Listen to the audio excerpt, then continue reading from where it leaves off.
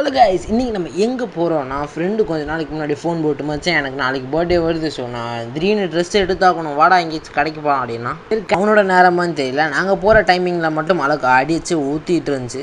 சரி, பைக்கில் போனால் நனைஞ்சிரோடுன்னு சொல்லிட்டு ஃப்ரெண்டுக்கிட்ட சொல்லி அவனோட கார் எடுத்துகிட்டு வர சொன்னோம். சரி, பக்கத்தில் எங்கேயாச்சும் கடைக்கு போவான்னு பார்த்தா துறப்பாக்கத்தை தாண்டி எங்கேயோ ஒரு கடை எனக்கு ஒரு சட்டை ஃபேண்ட் எடுக்கிறதுக்காக 4 பேர் ஒரு காருக்கான பெட்ரோலு எல்லாத்தையும் போட்டு போயிட்டு இருந்தோம்.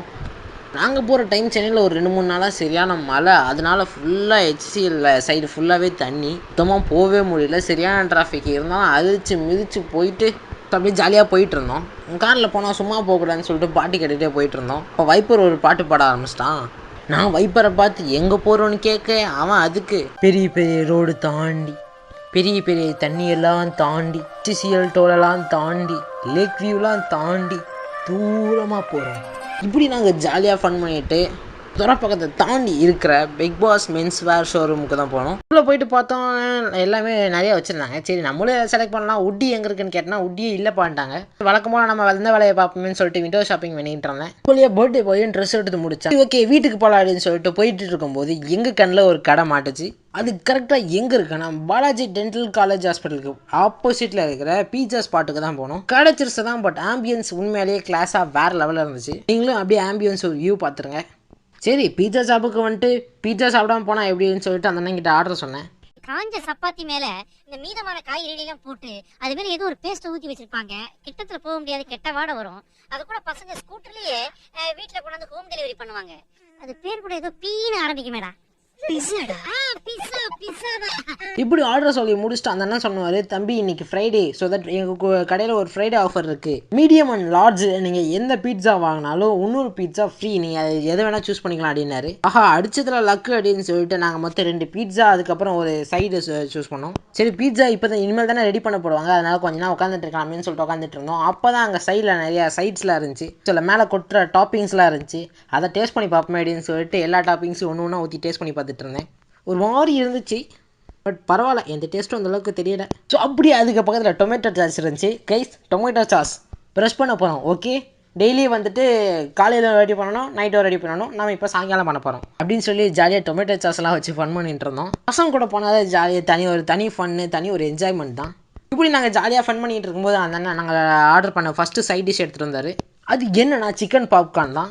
ஒரு 14 பீசஸோட 4 பேருக்கு ஓரளவுக்கு சஃபிஷியண்டான பீசஸ் தான் இருந்துச்சு. மீடியம் சைஸில் தான் இருந்துச்சு.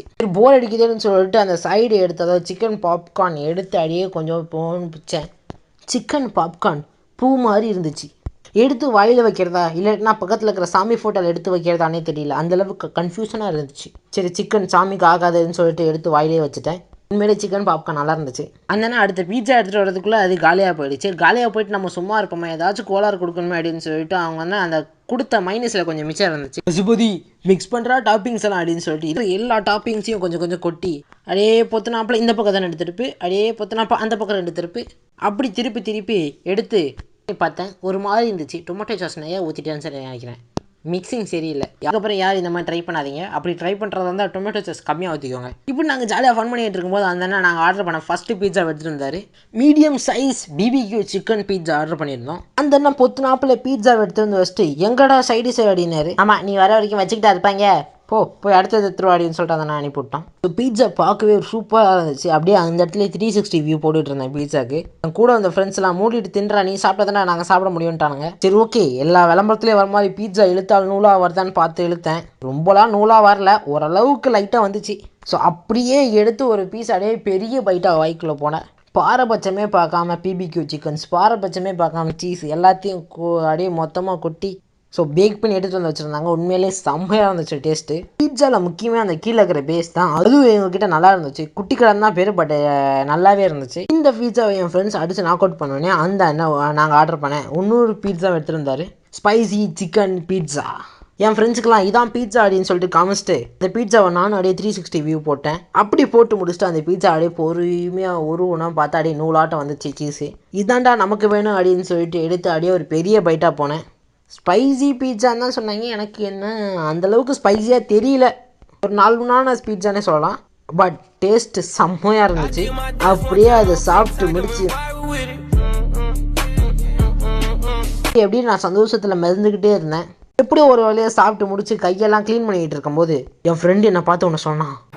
அச்சோ மச்சான், பர்ஸ் எடுத்துகிட்டு வரலடா, ஆனால் ஜிபேல காசு இருக்கு.